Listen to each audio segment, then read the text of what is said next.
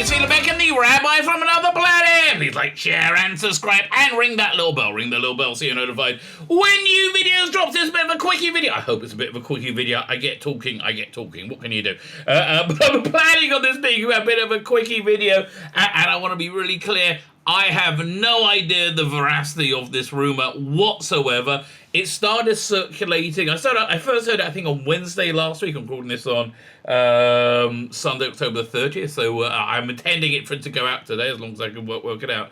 But I first heard this rumor on Wednesday last week, and I kind of brushed it off. I'm like, yeah, fair. But it's swollen. It's swollen, and it's swelled a lot. It's been going around a lot now. I've heard the arguments behind it, and I think it's reasonably credible. So I don't know what to tell you, right? I have no idea what to tell you. I hope it's not true. Okay, that's the bottom line. I do hope it's not true. Or I hope Big Finish comes out of it some way. And I want to be really clear. I have no bone to pick with Big Finish whatsoever. I've loved Big Finish since their inception, since their first release. What was that be? Since, Bernie Summerfield, was it Oh No There Isn't? Oh No It Isn't, when it came out. When I first saw that being released, I'm like, oh, this is a trial to get the license for Doctor Who from the BBC. And that's exactly as I bought it straight away, like them, and I was completely on board with it. I've been a customer ever since.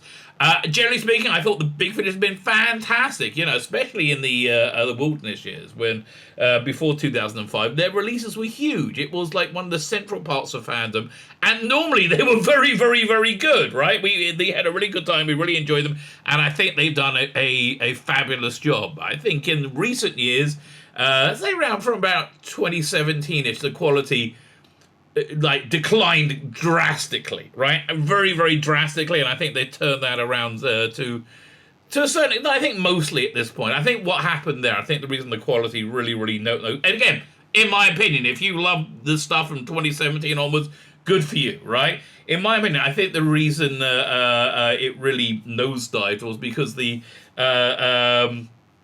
what's the word? It's like the recruitment policy. I'm trying to think of the word. Not identity politics. The inclusive recruitment policy. They wanted more women, essentially, right for a Big Finish, right? They wanted more women. So what happens when you? So they would focus. They said we want to get most of their writers, new writers to be women, which is fine. Listen, if somebody makes a Doctor Who audio that I enjoy and happens to be a woman, I couldn't care less. That was a great one on the Last War Doctor Begins set with the really good stuff. I think the best story. I haven't heard this writer before, and whenever I see a female writer now, because of that time from 2017 for a few years, I'm like, it was fantastic. It was like the Doctor had made this foul spaceship with a chameleon circuit cloaking device or something along those lines, and it was just everything was written. The characterization was great. That was fantastic, right? And generally speaking, I think they turned the ship around. But 2017, around there, it was really, really dire. It was really, really dire. I think the lowest point was a release called was it The Ancient Mariner? I can't remember. By Gemma, was it Arrowsmith? Had absolutely no business being greenlit. It was just embarrassing. It was one of the few releases where I thought they should really just return the money to it. It was a Scooby-Doo plot, badly directed and badly acted. It was just really awful, and it was the worst release they've ever put out. But it was very indicative of the era, and in general, the main range, and again, which I loved and was such a central part of fandom, just dissolved. It was a tragedy, right? I thought it was a tragedy because I thought Main Range was great. They're going to wrap up the Main Range. I thought they should have leaned into what the success of the Main Range were. Maybe have Charlie, who was a very Main Range companion, traveling from Doctor to Doctor to Doctor and revisiting all the high points of the Main Range. Go see the Galilari Clutch again. I thought they were a great idea. I'd like to see them. I really thought it was a great monster. I like the Eminence, those gas monster thingies that took over. They were really good, right? They were really, really good. But maybe go back and see Erin M, see how she's doing. Do a sequel to Spare Parts, see what life's like on Mondas 50 years later. There's a lot they could have done to celebrate that Main Range, but instead we just got in my opinion, very low quality releases, right? Lots and lots of very low quality. But as I said, I think in the last couple of years, I think they've seen the sales drop probably, and they want to turn the ship around. But anyway, so I want to be clear. I have no bone to pick with Big Finish. I hope they survive. But yeah, on the other hand, they've been around 25 years. When it was the first release, it was like. The first Benny release was 96, wasn't it? So what? We're coming up for 23, 24 years. It's nearly the length of the original run of Doctor Who. For a Brit business, that's very good, right? They've done very, very well. Everything comes, everything goes. But again, want to be clear, I hope they survive. Fine. Like, share, subscribe, comment, all those things. The fan dabby double dozy. Sign up my Substack, which is my email newsletter. Link in the video notes. That way you can be kept apprised of all my comings and goings. All my content I put out. I put out content every day. I also put out extra stuff on my. Substack. I put I got all these digital copies of Doctor Who. I got all the Doctor Who magazine physically as well, but I got these digital copies. So maybe I'll put out some of those comic strips. Those one-page comic strips they used to advertise Big Finish in the early days. Yeah, maybe I might do that. And I put out a Gallifrey and Guardian. I like the ads. I like looking at ads from the 90s and the 2000s. It's a fascinating time, right? I find a great way of getting a bead on the time is looking at a magazine from that time. And I like it, right? I just like it. So I put that in my sub. It's free. It's absolutely free. I also have a paid one, which I think it has to be today or tomorrow. This graphic novel is being sent out to everyone in the paid Substack. The Imperium, a love letter to Telefancy in the 1960s. I wrote it. Dominic Ratchet did the artwork. Great Ice Warriors backup strip. Full what's it going to say? Full script. Lots and lots of production. There's lots of that. And again, $5. You get a digital copy. But you got to hurry because that's this month. And we got one more day to go after today. So roll up. Come on, that's all I can say. Fine. So this story comes from some screen grabs people sent me, and I don't know if it's from a private conversation or it's sort of a public conversation on Reddit or something. But as I don't know, I'm not going to show it on screen, right? I'm not going to show it on screen. So, it deals mainly with the business model Big Finish uses, right? I've always found it very confusing, right? And I actually spoke to somebody who was somewhat in the know, right? That, firstly, the Big Finish app doesn't stream your library. You have to download you have to download the content before you can listen. I'm like, sometimes I just want to listen to like a bit of an old release. The comic book adaptations, Tom Baker comic book adaptations. Love that. I don't have to download the whole thing and listen for like 20 minutes while I'm doing something else. Like a familiar thing, a re-listen. I like doing that. But no, you got to download the whole thing. It always annoyed me that. And the other big question is, well, why hasn't Big Finish moved to a streaming service? I mean, that's really the major question. Why haven't they moved to a streaming service, which is the business model of the day? So I had it suggested to me that, and this, this rumor backs it up, that this streaming, the streaming is something that Big Finish may have seeded, right? They got the license to make Doctor Who. Until I think 2030, right? I think that's the case. But in terms of distribution, if the rights for streaming content rather than just selling CDs or downloading content may be very, very different, right? It might be that it's just not profitable. Like the BBC takes a percentage for everything sold. I think. I don't know the contract. I haven't seen inside the contract. But the BBC take a percentage of everything sold. Maybe the percentage is viable for CDs and downloads and just completely non-viable for streaming, right? Just gonna maybe they take for downloads the BBC takes 5%, for streaming they take 80%, right? Which would explain why they don't stream their stuff on the app. Or even if you bought it, if you're streaming it at that point, it's streaming. Then that other rate kicks in. It also explains why they don't do a streaming service, right? Which I think everybody's been screaming at that. This is just my theory, okay? This is just my theory. But it does explain the fact. So there's that factor going on, that their business model is outmoded, right? I think, which is tragic to say, it is outmoded. But this is what was the main point of this. I don't know. Is it a Reddit user? I don't know. Okay. So somebody said. So this guy came along and said it's this new Disney deal is bad news. And the new Rusty Davis Bad Wolf deal is bad news for Big Finish. Why? Because Doctor Who is being turned into a global brand. You might go, oh, well, it already is a global brand, right? Hey, Doctor Who's everywhere. No.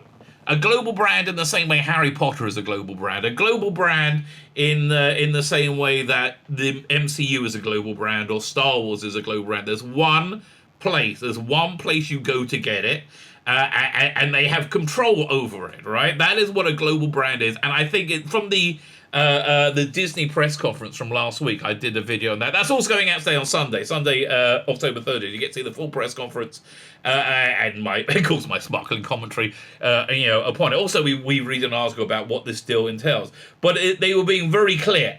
They want it to be a global brand, right? A global, massive brand. So I don't know what that's going to mean. Right, it sounds like on Disney Plus, you're gonna get one of those tiles with that very traditional Doctor Who logo. That's the other thing they were very, very, very clear about. They want to retain its unique British identity, which I think is a good thing. What I think is going on with that is Russell T Davies has worked out how to sell it, how to make Doctor Who be that is real traditional Doctor Who, which I think we've seen him do more than once. Right, I've seen pretty much everything he's done. I don't think he's made a clunker yet, and I think his business instincts and his creative instincts are second to none. I think they're absolutely superb. But I think he worked out a way of selling it to Disney so it matches the Disney worldview, which they're very much into.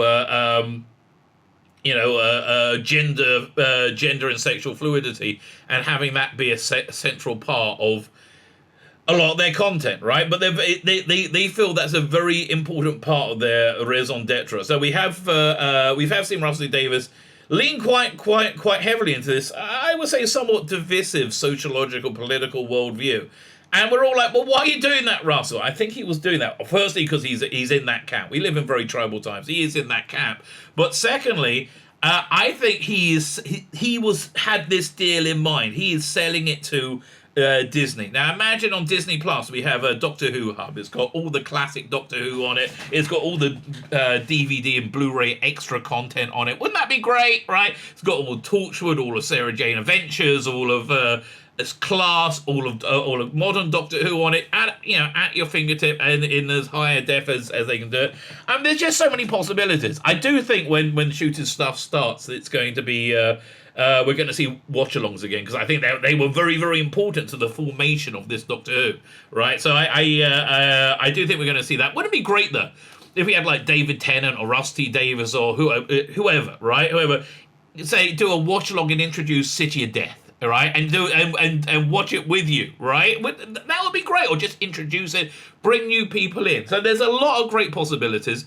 I think the experience over the last 5 to 7 years, the finances who always hold the strings to everything. The finances have understood that to have this somewhat divisive sociological platforming going on through your content, it fails dismally if your content isn't A, good, right? Isn't A, entertaining, and B, if it betrays what the core fan base is, right? What that core fandom is. I think the data we see from Star Trek, from Star Wars, from MCU is overwhelming, right? Is overwhelming. So I think this is why this deal is so incredibly sexy to Disney, right? It's finally doing what they want without it failing totally. Now, again, this is pie in the sky. It's me reading between the lines. It seems like that's what they've been saying all along, but I think that that's where we're going. Plus, we're going to have all the new content. So what's this got to do with Big Finish? The thing is, Big Finish seems to be too small to fit into this new world, right? It seems to be genuinely too small an entity to be able to play in this ballpark. Now, there's a reasonably famous story. It's on the DVDs had a good feature towards the end. I think Dr. Forever was it the episode called The Apocalypse Element? But talking about Big Finish, and audio production, and Russell Davis on and said, "Oh, I remember when I say Big Finish. Just imagine." And it was having this big meeting, and Mao Young was there, who was in charge of the BBC, or in charge of his boss at the BBC. Right? I'm not sure what his position was. And somebody brought up a question: "What about Big Finish?" This is in the 2005 relaunch. What about Big Finish? And Mao Young's like, "What's Big Finish?" Now Russell knew. If Mao found out what Big Finish was, Big Finish is over. They just got in a lot of trouble with BBC for selling, I think, EastEnders DVDs or videos or Blu-rays or something. I can't remember, right? And it was a public broadcast company. You can't do things for sale at the same time. It's confusing to the audience. And they got in a lot of trouble about that. So he knew if Mao Young heard about it, he'd be like, no, they cancelled the license completely right now, right? So Russell stood up and said, "Oh, don't worry, Mao, I've got it all taken care of. Everything's under control." He saved Big Finish in that moment. So we know that he likes Big Finish, right? And he's well disposed of Big Finish. But that was the BBC. We are in a much, much, much bigger playground right now, right? Much bigger. Like, the BBC is tiny, teeny tiny. The 2005 BBC is teeny tiny compared to the global world they're in now, and I just think Big Finish isn't in a place to compete, to be able to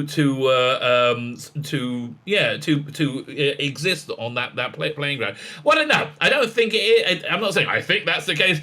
Now I hear it, I think, oh, I fear that is the case. Now my real hope is this, that Russell ends up hiring the staff of Big Finish, hiring Nick Briggs to be the director of Bad Wolf Audio, right? So the basic rumor is this, and I'm going to read it inside in a minute. Basic rumor is this, that Big Finish have the right to non-present Doctor Who, non-current Doctor Who, right?